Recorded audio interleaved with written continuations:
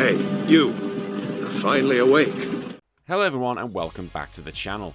Back in the day when I was the honest Pokemon trainer, I started doing a few Pokemon ROM hacks because I thought they were fun, such as the Pokemon Blue Kaizo and Pokemon Emerald Kaizo, which were incredibly difficult, but I did enjoy them.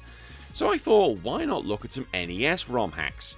So today I'm going to be looking at the top 10 NES ROM hacks. Now I have found this is not on my own personal preference, this has come from the ROM Hacking's website. It's their top 10 based on the download, so don't shout at me, that's what this is. And if there's ones I should be talking about that haven't made this list, let me know, we can always do another video, we've got plenty of time, not going anywhere. But ROM hacks are great, it allows the fans to make their own versions of the game and inject new life in them. Make them something brand new, something even better what the original was. It's a shame we can't monetize these buggers. If you do like this video, please hit that like button and subscribe and hit the notification bell for more content. We've got the weekly podcast and we've also got a $1 a month Patreon site, which you can find the link in the description below, and you can join the Smut Squad. Right, let's look into it, shall we? The top 10 ranked NES ROM hacks. At number 10, Rockman CX. Yes, we're looking at the first Rockman or Mega Man game because it's Rockman in Japan. Now this transforms Mega Man into something almost unrecognisable. They rebuilt the stages, the graphics, the music and the gameplay systems. It makes it feel that the Capcom version was the lost official entry rather than the actual fan project. The fan project is actually one of the best polished games on the whole thing. The level designs have been completely redone with branching routes, dynamic set pieces and like a puzzle-like layout. Again, like Mega Man games, they demand the skill but never feels unfair. The game constantly surprises you with new gimmicks, enemy patterns and environmental hazards you hadn't seen before in the NES entries. And instead of using Mega Man's classic setup, Rockman CX introduces a crossover style plot with original characters, better dialogue and charming cutscenes. It does play with Mega Man tropes whilst also giving the game the identity of its own. I said everything has been redone, the sprite work is clean, it's been redrawn, the soundtrack mixes new tunes with remixes of the old ones to make it feel at home on that NES sound chip. But also it added new features like ability upgrades and special skills, more complex boss fights, unique stage gimmicks and a more varied weapon set. And it also has that difficulty that's just right. Again, challenging but achievable. The boss fights are intense, but with the practice and the right weapon experimentation, it's bloody rewarding to master. Like if you love Mega Man, this is a true passion project in every detail, and the creators clearly understood what made Mega Man fun and made sure they can ramp it up to 11. At number 9, Extra Mario Bros. So this is a ROM hack of the original Super Mario Bros. And it's turned it into a fresh, modern and richly designed adventure. Like Extra Man Brothers isn't just a simple rearrangement of Super Mario Bros. Stages, it's a full-blown Metroidvania built on the Mario engine. Like each world is interconnected, it's not linear, and it's designed around exploration rather than the straightforward platforming, which is just mental to think about that. Although it kind of makes sense when you think about Mario games, because there is that, back and forth sort of thing. Well, basically going on a big adventure. The whole world is linked with doors, warp pipes, puzzles, and hidden passages, and you'll frequently return to previous zones once you've unlocked new mechanics or found hidden upgrades, hence why the Metroidvania. Because you've got upgradable jumping and running abilities, power-ups that lock new routes, and special abilities that allow access to previously blocked areas. So that is completely different to what Mario's had in the past. This hack also has completely new graphics, tile sets, enemy designs, backgrounds, music, and the visual style is darker and more atmospheric than the standard Mario game, and definitely gives it a unique tone compared to other ones. Now Extra Mario Bros. Is tough, but I wouldn't say as tough as the Lost Levels, but it's still a challenge, so it's definitely one I think casual Mario players are just gonna have to step back for, but ones who have played it a bit more are gonna like this. And there's a high production value here, like every pixel, every enemy placement, their animations, the musical cue, it really does feel handcrafted. You could probably argue it looks so good, you wouldn't even wonder if it's a ROM hack at all. At number 8, Rockman 4 Minus Infinity. Now we're heading to Mega Man 4, Rockman 4, however you want to put it. Again, it completely rebuilds Mega Man 4. Every stage, every boss, every enemy pattern, every music track, every mechanic has been redesigned with an almost obsessive level of polish, and it feels like a brand new game rather than a modification. Each Robot Master stage is packed with unique gameplay gimmicks, multi-set pieces of scripted movements, clever enemy patterns, dynamic pacing shifts so you've got a basic calm exploration, to intense action, to a mini-boss, to a spectacle moment. That's so cool. The boss battles are usually the big highlight of Mega Man games, but here they've been reworked and every Robot Master has unique attacks that fit their personality, multi-phase patterns, telegraphed but a challenging moveset, and also a cinematic intro and outro. How bloody cool's that? And also the weapons.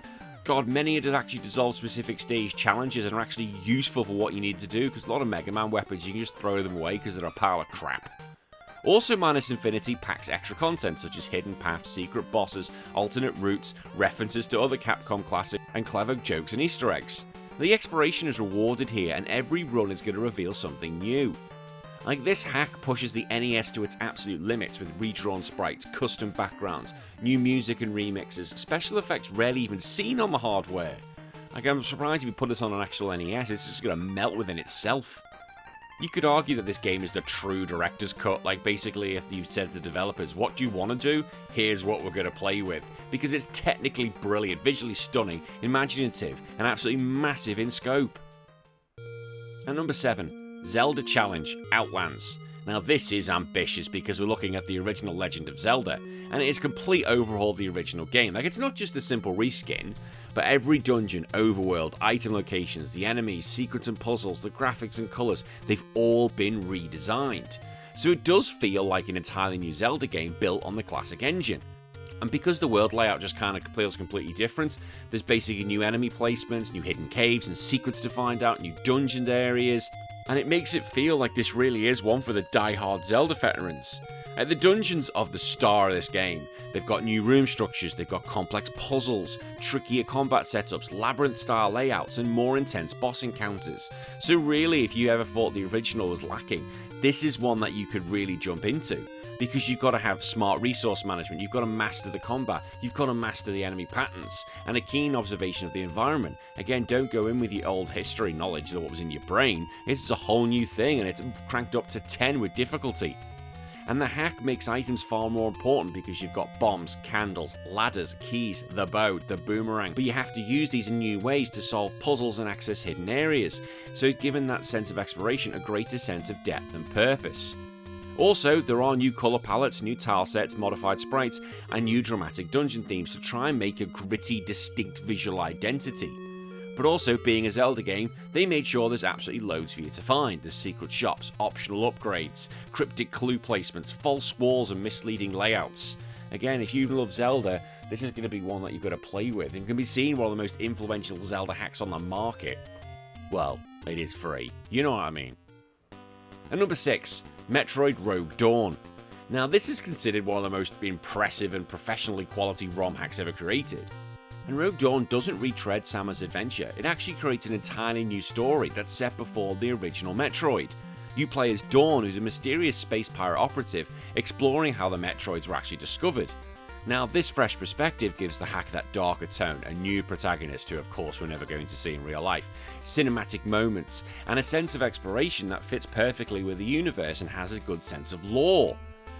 Being a ROM hack, Rogue Dawn features some of the best visuals ever put on the NES system. It has fully redrawn sprites, smooth animated enemies, detailed environments, and a gorgeous colour palette rarely seen on the hardware.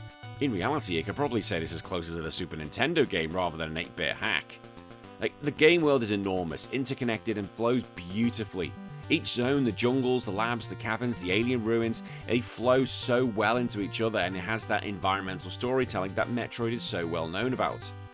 The level design is also far more refined than the original Metroid, which means there's a logical progression to where you go from the next point to the next point to the next point, which means there's thoughtful item placement, there's reduced backtracking frustrations, which is great because that's always one of the big gripes with Metroid, and clear navigation clues to actually show, oh yeah, you meant to go that bloody way. It actually captures the feel of Zero Mission and Super Metroid probably more than the original 1986 game. This game introduces new items and abilities for open-up gameplay in ways the NES engine was never meant to handle. Even classic upgrades like the Morph Ball, missiles, the high jump, bombs, and they're used now in clever ways to reinforce exploration.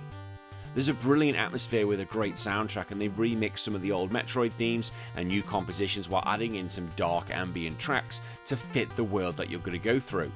And of course, being Metroid, there are bosses here, and they are large, intimidating, unique attack pattern and multi-phase battles, which I absolutely love. But there's also in-game cutscenes. In-game cutscenes! for an NES Metroid game. Just ridiculous. I think anyone who's involved in Metroid and wants to make some fan canon in your head, why not give this one a go? At number 5, Mother 25th Anniversary Edition. Look, I know Earthbound Beginnings, or Mother, however you want to put it, it takes some time getting used to. I've played it, I've completed the original, so this did take some getting used to. Now this isn't simply a reimagining or a rewrite, it is the original Mother, preserved exactly as it is, but so many constant refinements to modernise it without losing any of its quirky charm. And first of all, this hack dramatically improves the graphics, such as things like overworld tiles, character sprites, enemy graphics, buildings and environments, and colour palettes, all without changing that unique art style that Earthbound or Mother has. It just basically looks like a sharper, cleaner version of Mother, and more expressive than ever. What Mother 25 does is fix many of the original game's big frustrations, and it gives it a faster walking speed, reduced grinding, better experience curve, less repetitive random encounters, clearer menus. My god, that was one problem I had with Mother. All those things I've just mentioned, well, the other side of it, reverse it, oh my god, used to annoy the tits out of me. The most important thing is that apart from cleaning it up and essentially making it a better version, it doesn't try to improve Mother's identity. It still has that charm, the weirdness, the innocence, and the melancholy still remain untouched. And honestly, I think if you want to play Mother, I would play this version more than anything. Like, I'm going to be going on a podcast tournament soon. I'm going to be suggesting you play this version rather than the actual additional version, and I'll be mentioning that on the show, because I think this is probably the definitive edition for fans who love the game. At number 4, Final Fantasy VII Advent Children. Yes, you heard me right, Final Fantasy VII. It is basically Final Fantasy VII squeezed into an 8-bit game. That's mental. How in the world were they able to do this? But they did. They took one of the most complex JRPGs ever made, I'll fight you on that, into an NES game.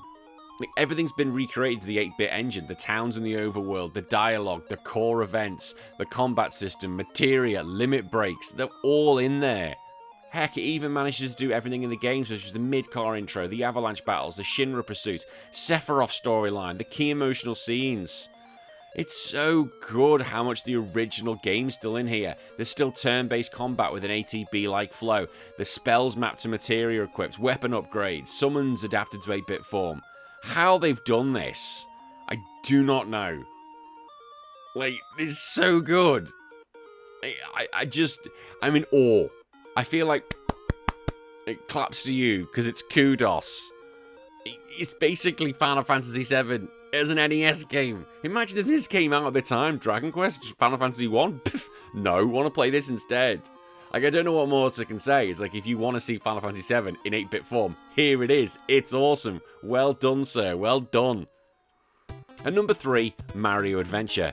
Now we'll get into the Mario games. This is a Super Mario Bros. 3 ROM hack. Now, it's not a new set of levels, it's a full redesign of all the worlds, all the stages, the overworld maps, power-ups, everything. But one of the biggest mechanics here is the key collection mechanic. Now, instead of simply beating levels, you've got to gather keys scattered across stages to unlock progress, and each world contains hidden keys, puzzle-based keys, challenge-based keys, and this again gives it that Metroid-like sense of exploration, which is pretty cool. But the game also introduces weather effects, which is something unheard of in NES Mario games, such as rain, snow, wind, lightning, sandstorms. And each of these different weather effects affects the gameplay, the physics, and the level layout. This makes sure that every world has its own personality and then keeps the platforming fresh and unpredictable. Although you can argue there was wind in the lost levels, I can hear that, fine, whatever, but not in Super Mario Bros. 3, alright? Fine. The overworld itself is packed with loads of secret paths, optional stages, hidden switches, alternate unlock routes, puzzle nodes, hidden item shops. The developers here have made a more challenging version of Super Mario Bros. 3. Like, it's difficult, but not unfair. But is it the top one we're going to talk about? No, there's one later on. And in at number 2, Super Mario Bros. 2-player hack. Now, what makes the 2-player hack so special is it takes the original game, one of the most iconic NES games and video games ever made, and features what we always wanted back in the day: simultaneous 2-player action. And previously, in the original Super Mario Bros., you take turns as either Mario or Luigi. However, in this one, they're both in it at the same time. This changes the game instantly, turning what was always about precision solo platforming into an absolutely comedic, social, chaotic game. And the reason why this stands out is because the game was never built to support 2 active players on the screen. The physics, the enemy logic, the screen scrolling, and the memory allocation were all designed around one bloody player. But getting both Mario and Luigi to move independently while the game maintains the frame rate, the collision detection, and enemy behavior is a huge feat. The devs here must have had an absolute field day trying to do some of the things. And the gameplay itself becomes wildly fun because of the addition of a second character. But because they bump into each other, they don't just, cross paths and go through each other. No, they bump into each other, which makes it absolutely ridiculous because you can fight for the mushrooms. You can knock each other into pits. It has a blend of teamwork and sabotage, which is what makes this game so bloody fun.